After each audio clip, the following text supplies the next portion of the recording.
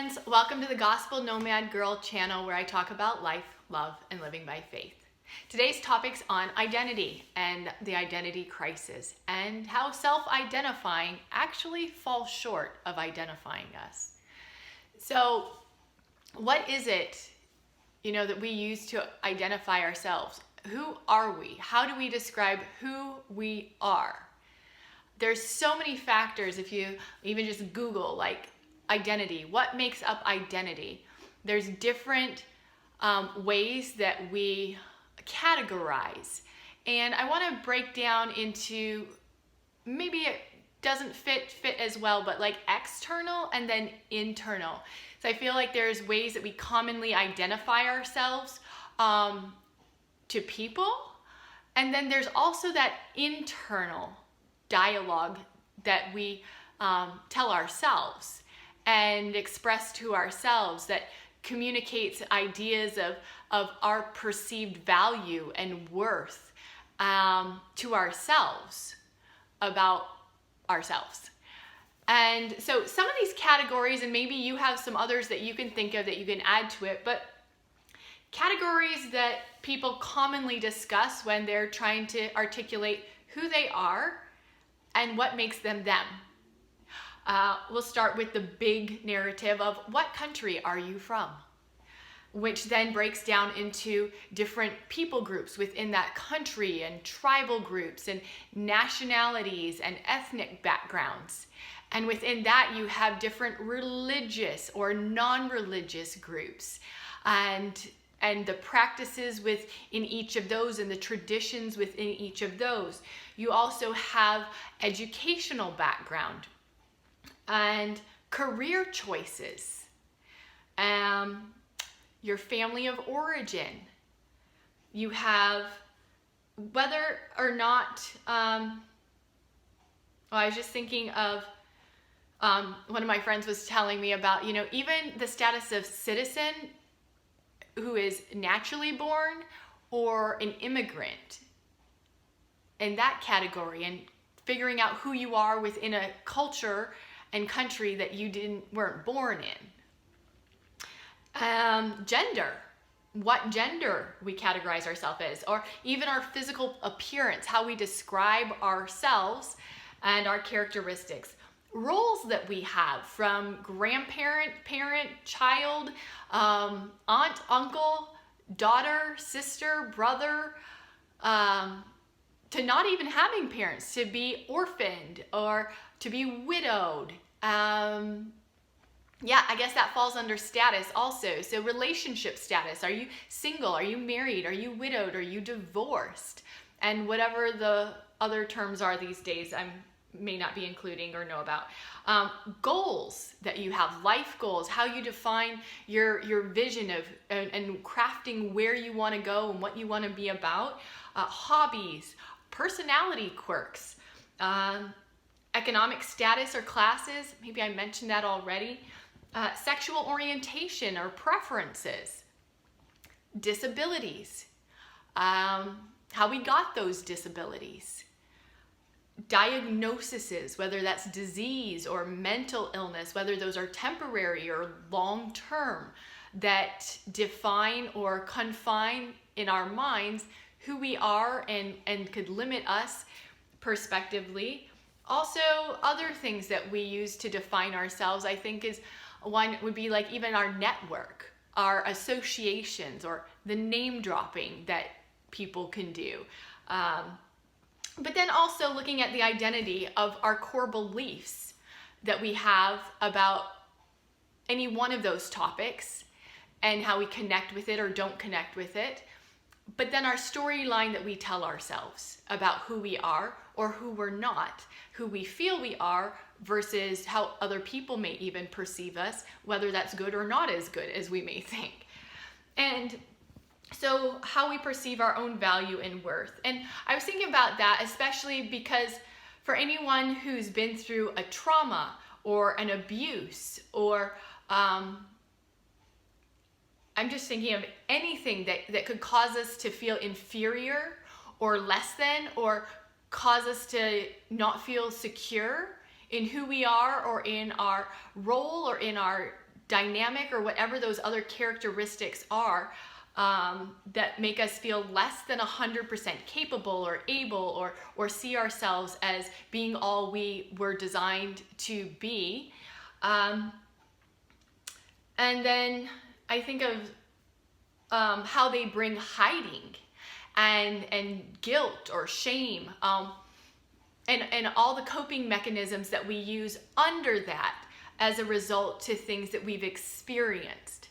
So those are some of the categories that I'm looking at when we're looking at how do we identify ourselves? How do we identify others? You know, even myself, I've enjoyed the psychologies of learning, you know, our strengths finder tests, or Myers-Briggs personality test. Now they have the Enneagram.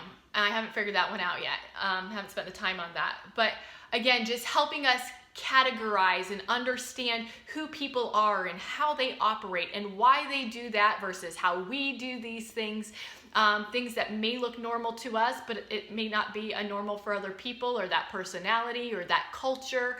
So all these dynamics at work when we're interacting with one another, but also individually when we're trying to figure out who we are and what makes us us, and how valid is that? How valid is our identification of ourself? How solid is that? I was talking with somebody yesterday, and they were saying just how in the background that they grew up in, they felt like they had to become a different person in different settings. And maybe that's true for all of us. Like, we'll show a different side of ourselves to different people we may interact with in our work group, or in our social setting, or on our social media accounts, or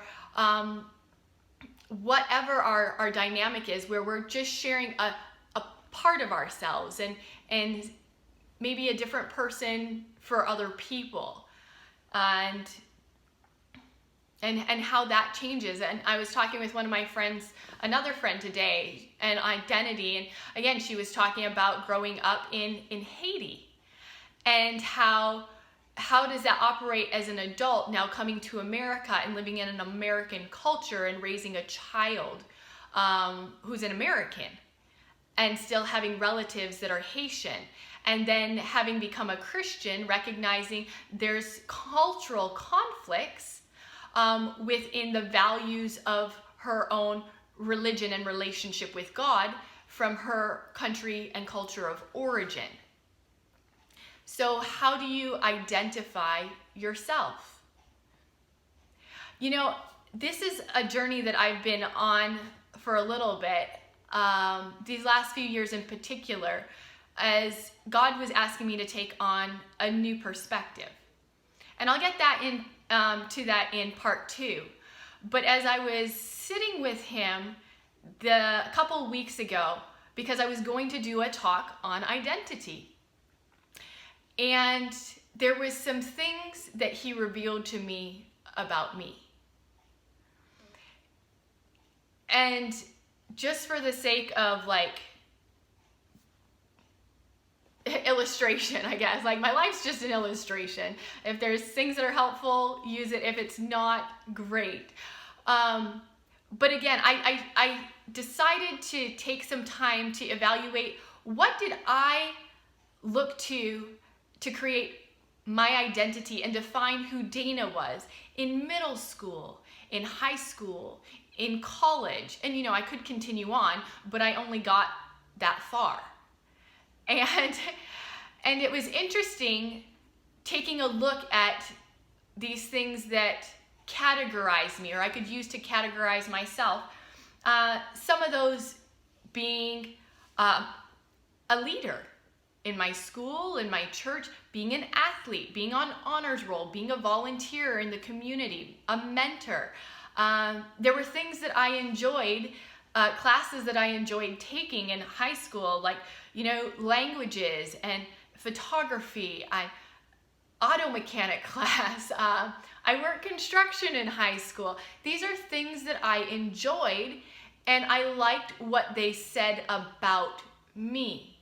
And anyone could fit those categories. But again, as I sat with the Lord, taking a look at the things that I valued, and some things we have to do in life just because that's our education we have to get through, even if we may not be excited about different classes, or our family background of origin, which we don't get to choose, and for good or for harm, all of the things that go into our upbringing, that we may not have much of a say in, or a voice, or know how to navigate those things. But looking at messaging that I had taken on, and I want to share some of those things. So however it came to me, there was some messaging that I what's the word when you take it inside, internalized.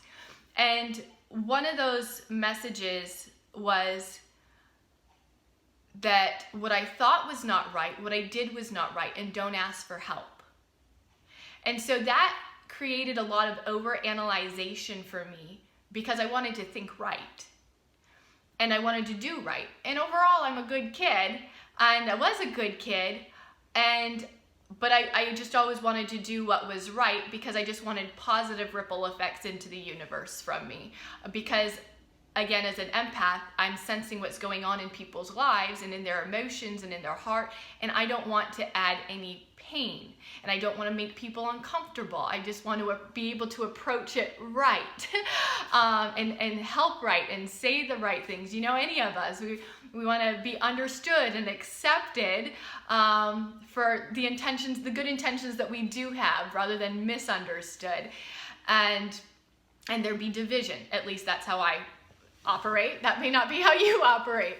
And so those were things that limited me and caused me to shut down my own intuition, my own gut, my own conscience at times, to think everybody else's perspective was valued, but if I had a differing perspective, then maybe mine was not right, and I needed to reevaluate it. I needed to get more information. I need to research more. And I'm not saying those are not good things, but it just made me have this belief that mine wasn't as acceptable. So when I was sitting with the Lord, and He was showing me some things, like, one thing that was important to me, and this may make you laugh, but one thing that was important to me in high school was that I was known that I could eat a lot.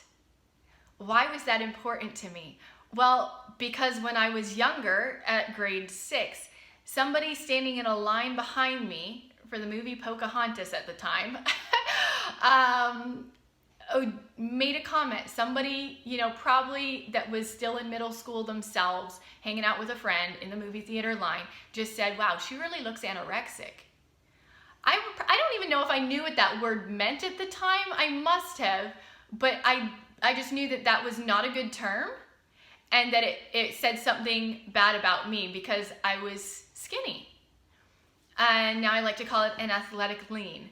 But that's what I was. And so, as you're growing up and going through puberty, and everybody's getting their shapes and their curves, and I think I was even a little bit delayed in puberty, but just like, that those comments from the guys, you want to be desirable, and guys are talking about all those shapes and curves and whatever have you, and the magazines are showing shapes and curves, and I'm just hearing these like, "Wow, you look really thin. Wow, you're really tall." Like all these things that just, even if other, guys could think that I was cute, or, were interested in me, it was still messages that were coming, and we tend to remember negative messages at times, more than some positives, but just those messages overall where society says this form and look is beautiful, and you don't have that, and so not beautiful, not attractive, not desirable, not enough. And so food for me was very important, because somehow I felt that I had to prove to people that I was not anorexic. And so I would eat, like I could eat 2-foot-long Subway sandwiches, veggie Subway sandwiches. And I remember on a class trip, like some of my classmates were just amazed at how much I could eat. and be still so thin. And so food was a trophy for me because it was proving that I was not anorexic. Even in undergrad and college, my first year, it was just one of those things. If I was meeting people for the first time or eating with them in the cafeteria for the first time, I would get even more food because I felt like I needed to prove to them, even if it wasn't even a thought in their brain, that I was not anorexic. How exhausting is that? And then that hit me my sophomore year. Wait, this is not even going to work because they may just believe that I'm bulimic. Like, many people were not even thinking that. But again, the thought processes that were going on in my brain and how I felt I needed to counter that. And I countered that with food. And spent a lot of money on food in the cafeteria. But that again, when I was sitting with the Lord, he's like, this was a trophy for you. This is a way, is something that you use to identify yourself. And you thought it was a good thing because of the praise and the surprise that it caused people, but it's actually rooted in a lack, a message that said you were lacking in something, and it's not true. There was another thing. Again, I worked construction in high school, and I loved it, and I was good at it, and that was during my summers. And so even when I went to study architecture, I liked it. I liked the principles and the ideas of how I could create community and bring wellness and health and happiness to homes and families and communities as a result of how I worked with architecture and building city planning and communities, and humanitarian work. So all good things that I wanted to do, and I got decent grades. And so I felt good about this because I felt good about the vision that was in my mind to help humanity. So this was part of my identity, my architecture classes, my honors classes. This is part of who Dana is, and my friends that are within that. So I just felt set for college. Until God told me, theology. Let's try and work on things from the inside out instead of you trying to work from the outside in. And that made sense. And so, but when I was just speaking, like thinking and praying about these three things, again, the Lord just showed me you were compensating for a perceived lack. And this is why it was important to you to identify yourself by these things. He said they're not true. And it was so funny because before these revelations, I'd sent a text message to a friend a few days before, and I said, please pray for me because I feel like the Lord is telling me that I have some mindsets that are idols in my life, and they need to be broken, and I don't know what they are. And so the next day or the day after, as I'm sitting with God and just like processing these things and praying about these things, and this is what he's showing me. He's just like, Dana, these are idols in your life. These are things that you've given your power to, your energy to, your mind, the way that you have operated because of your fear of other people's thoughts about you. Now, I know I'm not alone in this. I know that because I work with people's inner lives all the time, and that's why I'm like, well, hey, here's mine. If it's helpful to you, to help you understand you, use it.